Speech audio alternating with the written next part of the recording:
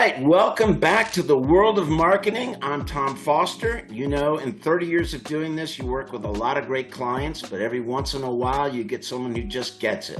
Someone who understands that marketing isn't about being the loudest, it's about being the most trusted voice when it matters most. My guest today is Paul Greene. He's one of the world's leading international sports lawyers.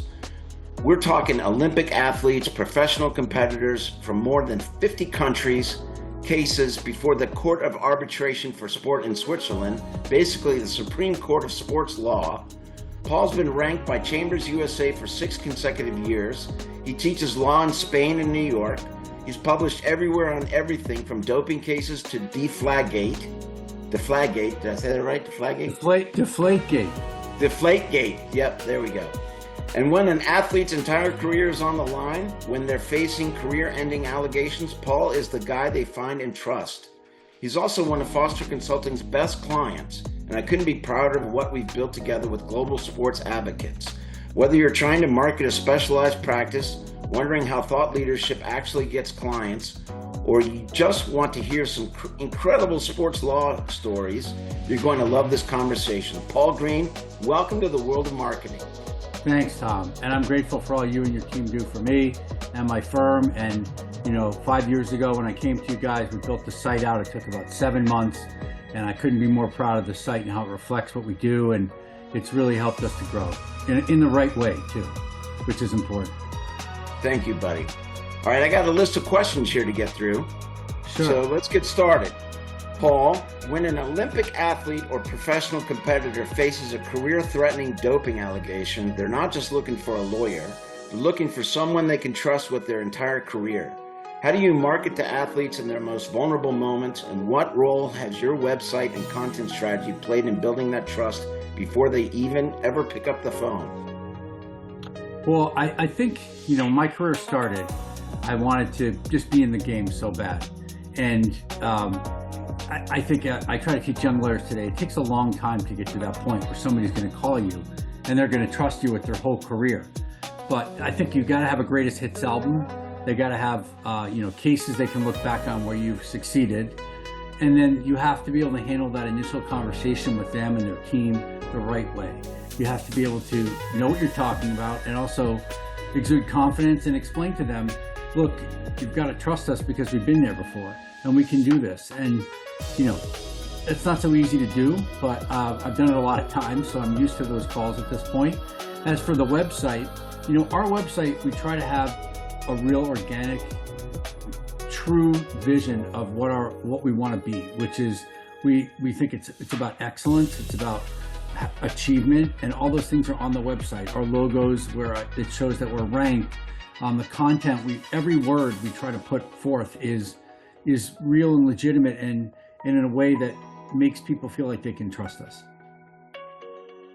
And you know what, guys, he's also got another little secret weapon, is the fact that he went to sportscaster school, right?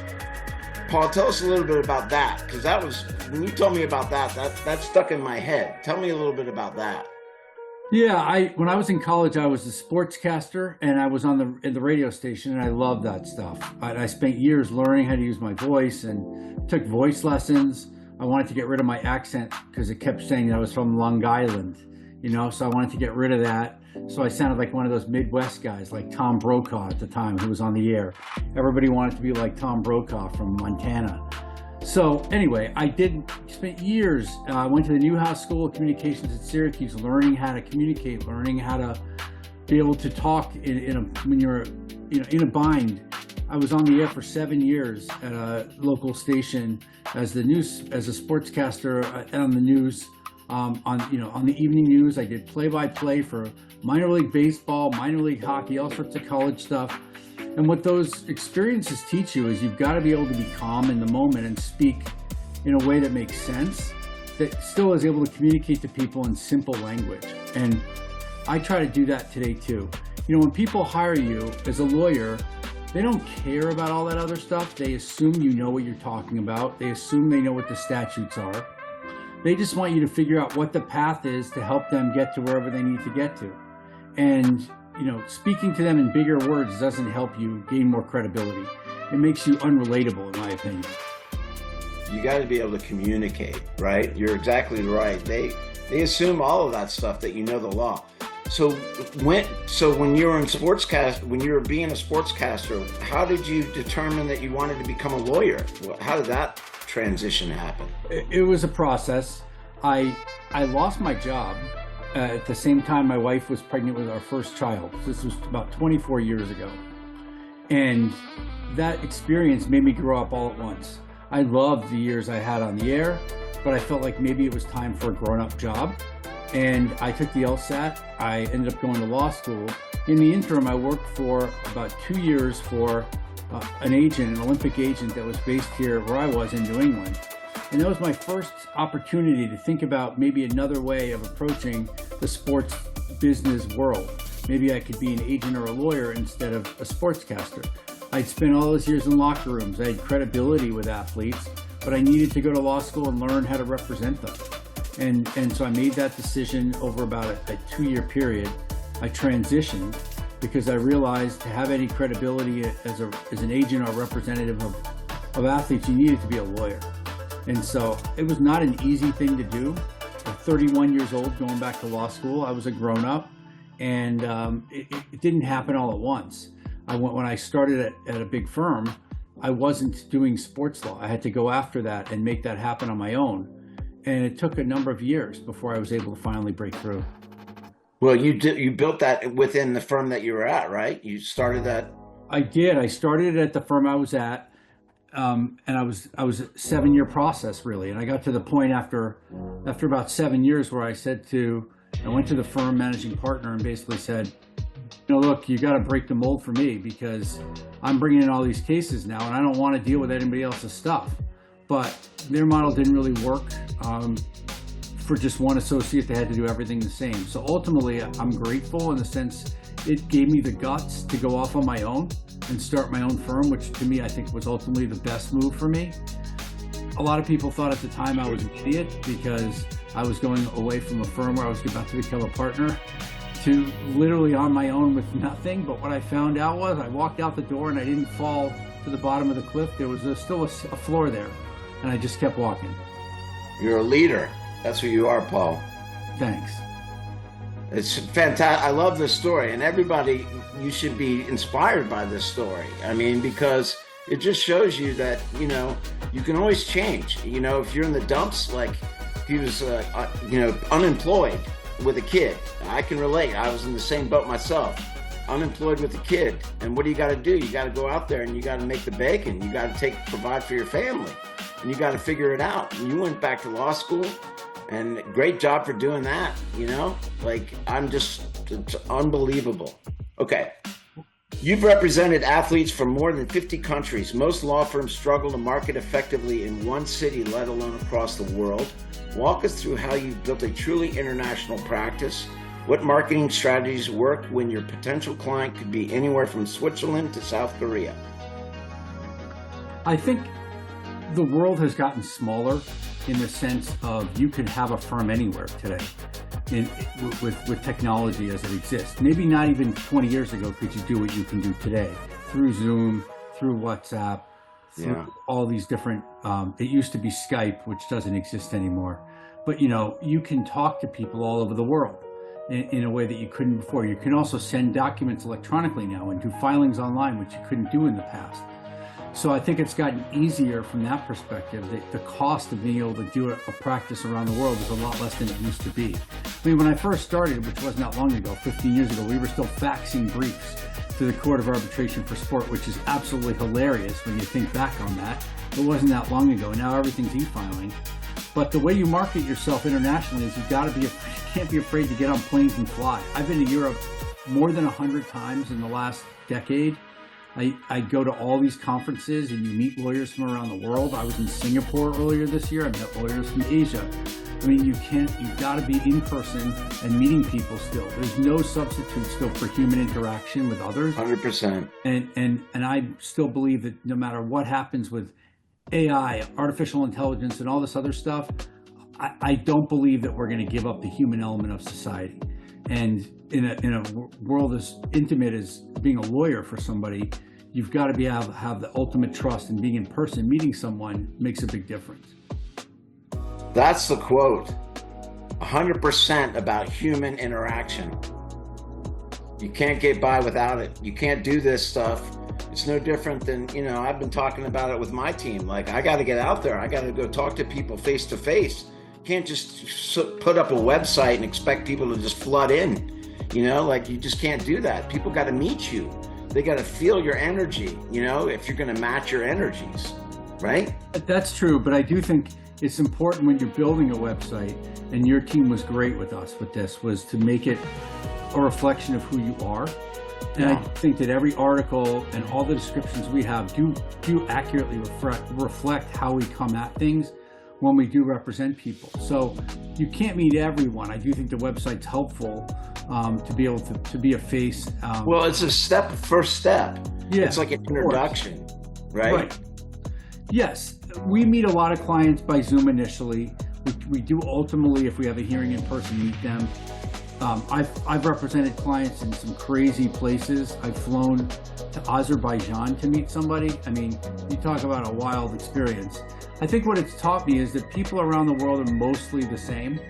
They all want the same things. And I treat everyone the same. Doesn't matter where they're from, what they look like. I take the same approach to every single case. And I think that served me well. Yeah.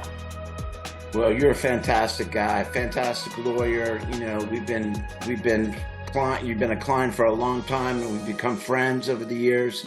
And I'm just proud to know you and proud to call you my friend. All right, you teach at law schools in Spain and New York. You're published in leading sports law journals, and you speak at conferences worldwide. Most lawyers think of marketing as ads and SEO, but you've built your reputation through education and expertise. How has this approach to thought leadership translated into actual clients, and what advice would you give to attorneys who think they're too busy to create content? I think an important part of sports law, and maybe it's not true of every practice, is that it's still an area that's developing. It's relatively new.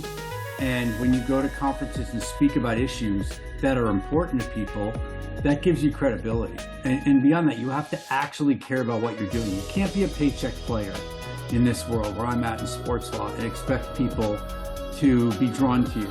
You have to be passionate about what you're doing. It has to be genuine. And so the thought leadership piece comes in on, how do I want to make a better world? How do I want things to be more fair for athletes? How do I want a more just sports law regulation? And so, going to these conferences is a safe space where you can talk about these issues and propose a better space. I just was at a conference. I went to Finland and spoke at a conference about how to make the World Anti-Doping Code, which is about to go through a change in 2027, more fair for athletes. And I was on a panel with this woman from England, Lizzie Banks, who had just gone through some of the most devastating stuff you can ever imagine.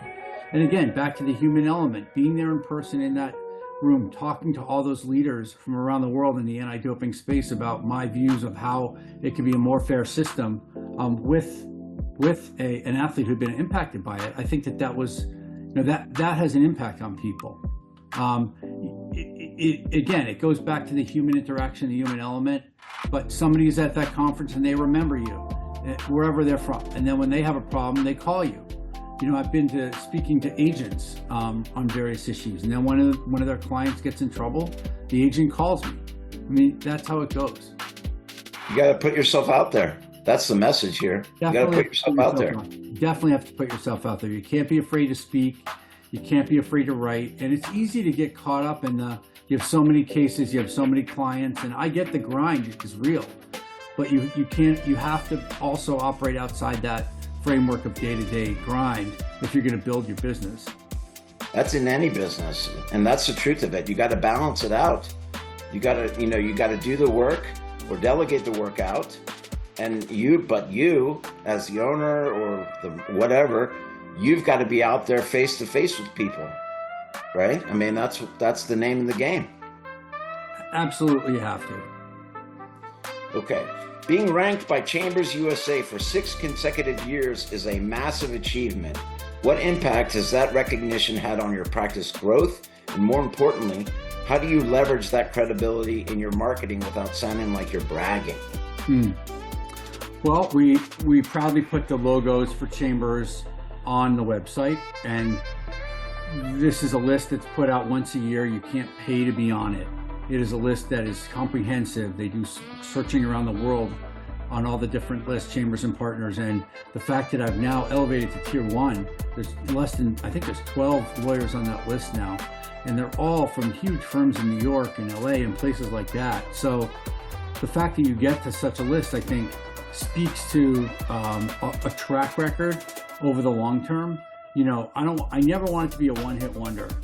Not that I don't love one-hit wonders. I mean, some of the greatest 80s songs are from one-hit wonders. But I want it to have a much longer-term career. And I think that's, to me, is what I'm most proud of, is I've been able to do this now for going on, 15 years on my own, where every year I'm handling hundreds of cases a year, and they're all sports, and I'm doing it at a level that I'm getting recognized by chambers. So it's a huge thing to be on that list. I'm really proud of it, and we try to maximize that by having the logos and doing the bios on chambers and that sort of thing. It's funny, I was talking to Dana, Dana, who writes the content for your website and you work with, and she was just telling me, because I said, I got to go, I'm doing a podcast with Paul, and she was like, I love Paul. She's like, I don't know a thing about sports, but I love Paul Greene. And so it's just your personality, and it's just who you are as a person. It's your humanity. That's what sets you apart.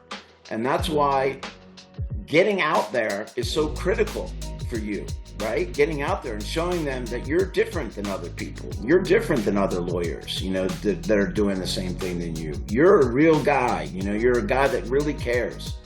And, it shows. As soon as you meet, as somebody meets you, it shows how much you care about what you do and about who you're talking to. And it's a wonderful thing. Thanks. I mean, I think people still appreciate that you listen to them, and that people say, who's your most important client to me all the time. And, I'm going to quote Tom Brady here, because I grew up and saw his whole career in New England. But as I was growing up as a sports lawyer, but Tom Brady used to always say, my most important championship is my next championship. And the most important client is your next client. You have to always, every client is equally as important. If they're paying $100 or $100,000, it doesn't matter, because they're hiring you to get a result for them, and they wouldn't hire you unless it was important to them. So you can't blow somebody off. I mean, it just doesn't work. Right, 100%. And actually, some of the most important cases we've ever done are pro bono. We haven't even made any money on them, because sometimes those cases have important issues legally that can change the scope. Change the whole landscape. Exactly.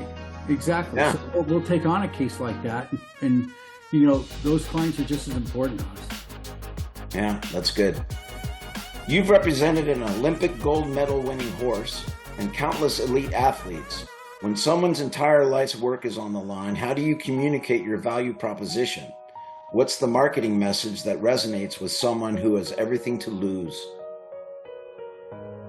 I say to them, we may not be the lawyer for you.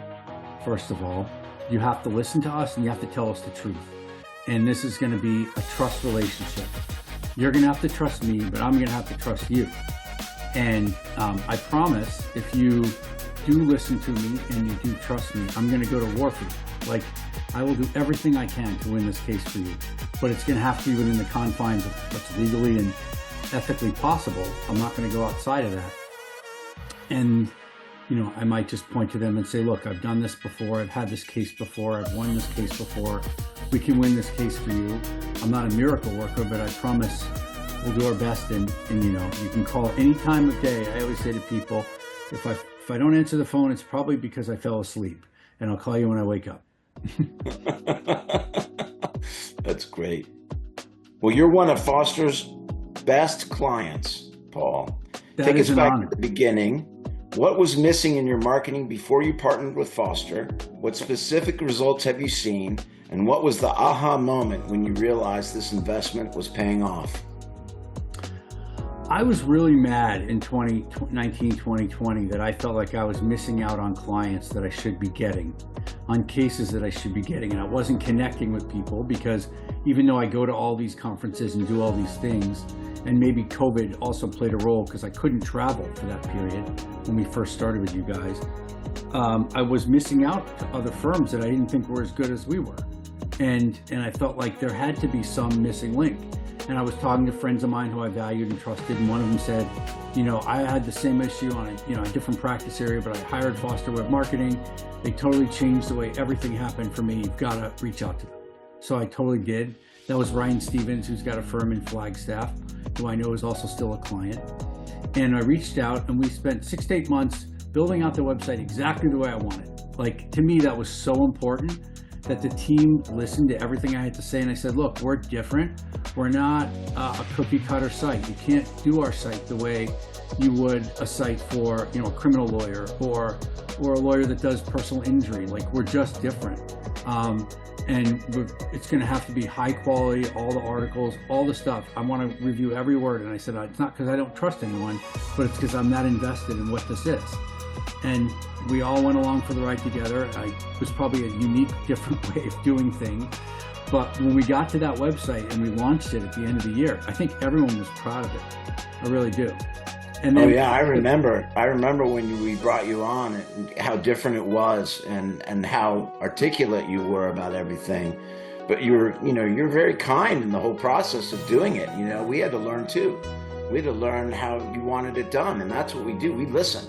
And that's, it's a two-way street. You have to communicate. You have to listen to your clients about what their issue is. You have to be the honest broker about what you want, what you're looking for, and you have to be able to communicate that, just like what you were talking about with your own clients, right? You have to be able to communicate that effectively.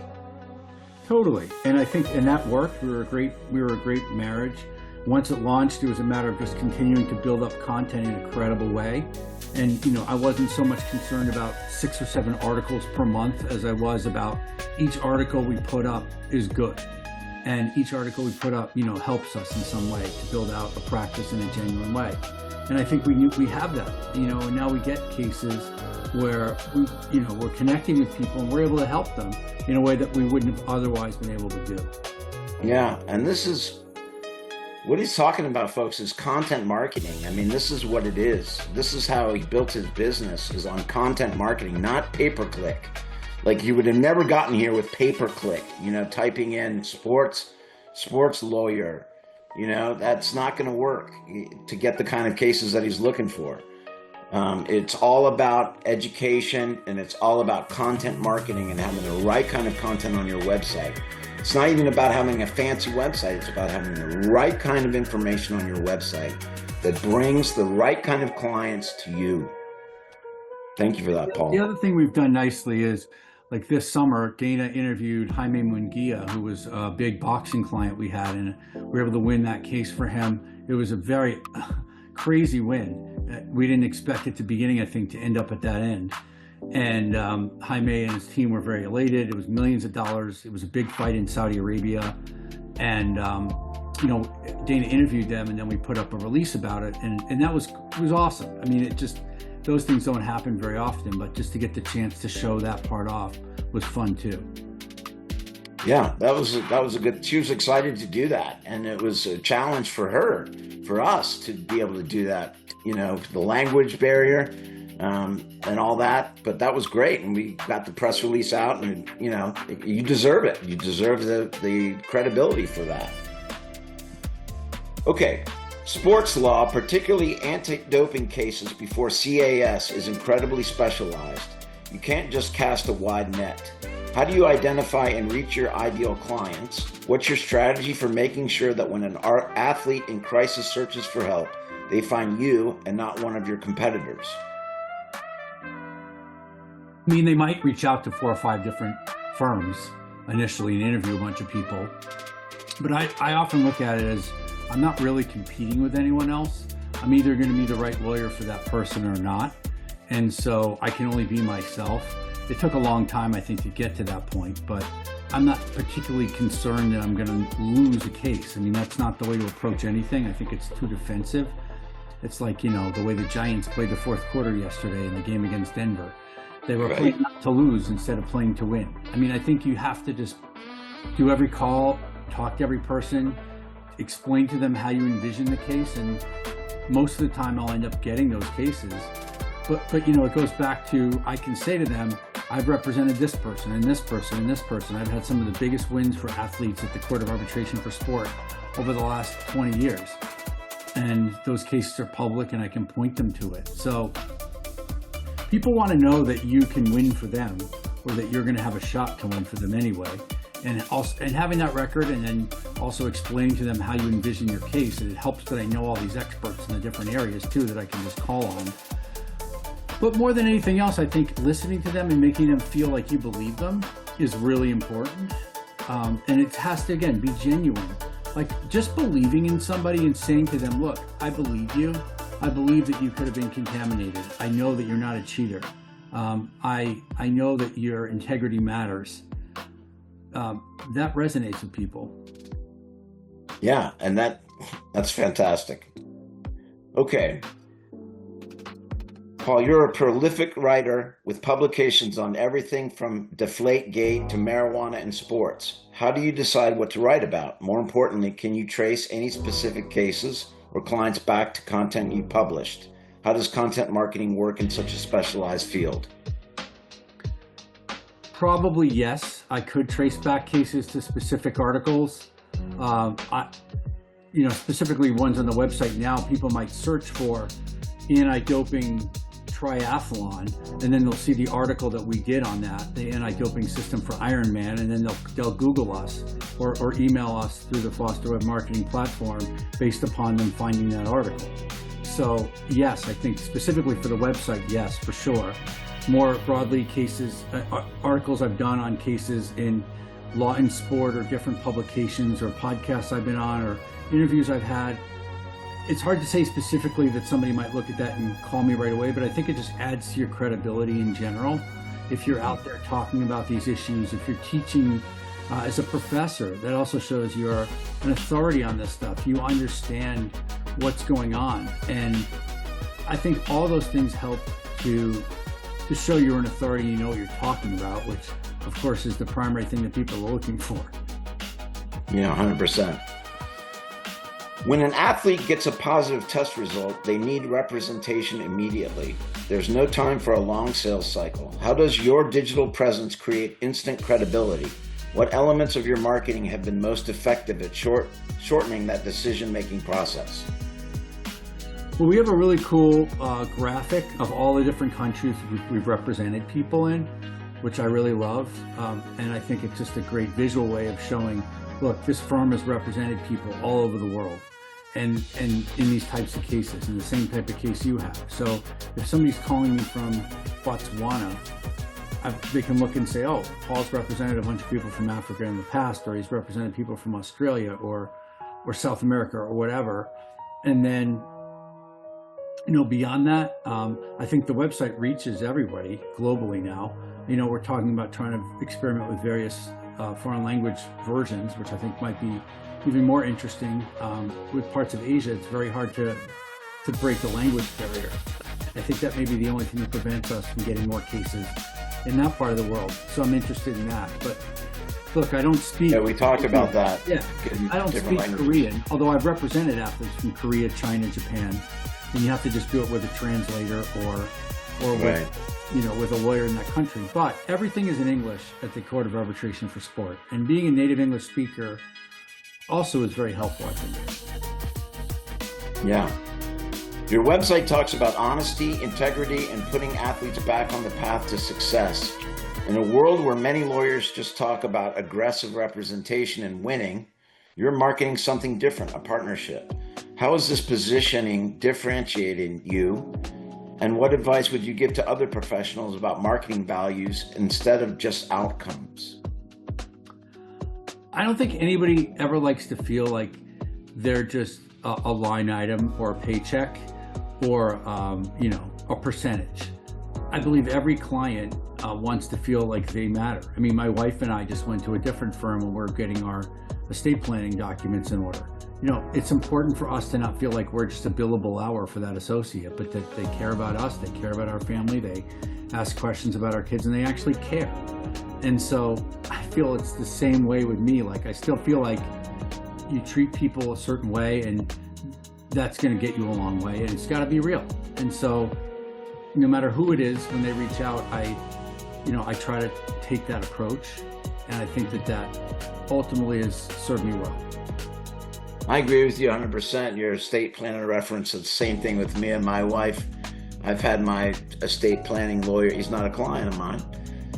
He's a great guy that I've had for years and years and years. He was referred to me by my cousin, and he's just been fantastic because he cares. He's become a friend.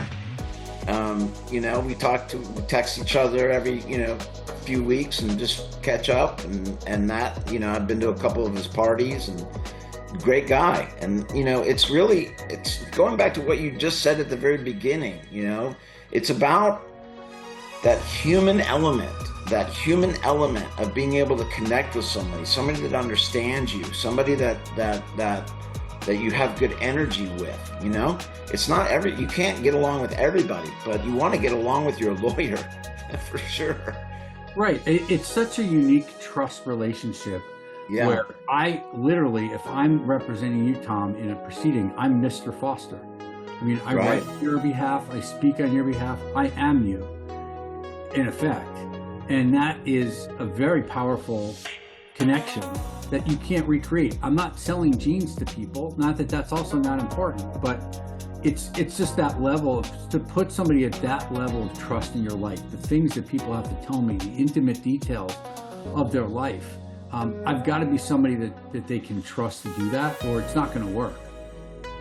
And you know how to jump through the legal mumbo jumbo and the hurdles and the judges and juries or arbitration or whatever has to happen. And like lay people don't know that, and they need to work with a trusted advocate for them. Just like you said, they need to work with somebody that they can trust and has their voice, as if they were speaking on their behalf.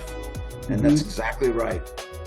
And I also say to young lawyers, when you get that call, people are going to assume you're competent until you show them otherwise. And so, just act the role. If you're just starting out, that's okay. Everybody starts at the beginning of their career. You can't be afraid to take chances. You just have to be open and honest with people. And sometimes, if you do cases pro bono and you're open and say, look, this is my first time, but you give it everything and you show that to the person, that's going to be good enough. Yeah, I 100% agree with you. And that's great advice. It's great advice for attorneys just starting out, or they're just getting started with their career, or they're going to leave a firm.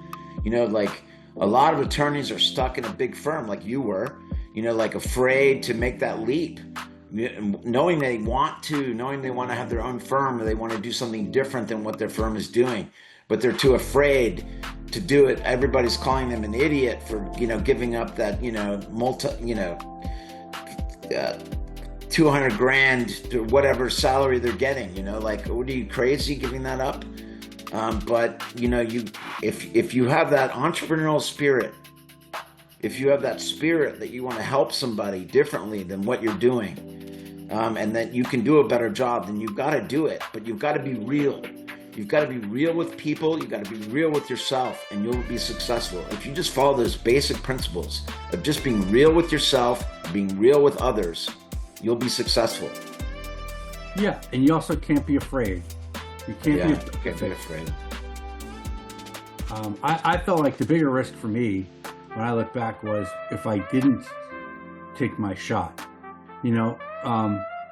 I do not, it was before Hamilton, so I can't say that I was motivated by the not throwing away my shot song when I started my firm, but I would say that I love that song because it's like everybody gets one shot, and what are you going to do with your shot? I mean, are you going to let somebody else decide what your life is going to be or not? I mean, my grandfather's funeral, I remember sitting there, I was 30 years old, and the person presiding over the funeral said, everybody has a dash on a stone at the end of their life.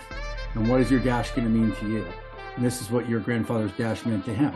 And, he had done a lot of things in his life, and I was proud of being there at the end for him. But it was like, made me think, what am I going to need? What is my life going to mean? And to me, it had to be about more than just making money, although that's very important because money is the way you take care of your family. But it had to be about winning with integrity, doing stuff that I felt was a way that I made a difference in the world. And I'm most proud of the fact that I still get thank you notes from clients from 10, 15 years ago saying, Paul, I'll never forget what you did for me. I really appreciate it. My mom says hi. I mean, I get those notes, and that means the world. That's pretty profound. I never really thought of it that way. The dash, right? That's your whole life, the dash. In between those two dates. Mm-hmm.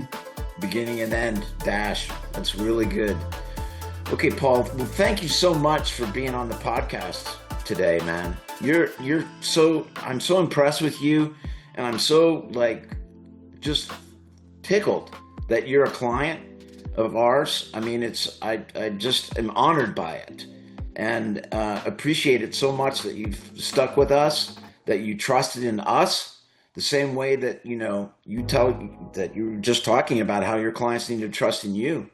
I appreciate the fact that you've trusted in us, and I promise you that we will not fail you. We will continue to do the good work and put your name out there and do everything that we can to make you more and more successful. Totally appreciate it, Tom. I'm grateful that I have you guys as a partner as well. So thank you for having me on today. All right, buddy. Okay, everybody, thanks so much for being on The World of Marketing with Paul Greene and Tom Foster. And if you have any questions for Paul Greene, Paul, how do they get in touch with you? You can send me an email at pgreene, P-G-R-E-E-N-E, at globalsportswithansadvocates.com. And our office number is 207-747-5899. Yeah, and you can also go to their website. What's your website? Oh, yeah. You can go to the website, globalsportsadvocates.com. Send us Pretty an email. easy to remember there. Marketing platform. Yeah, buddy. Thank you so much, Paul. All right, everybody. Thanks so much. Have a great day. All right, hang on, Paul.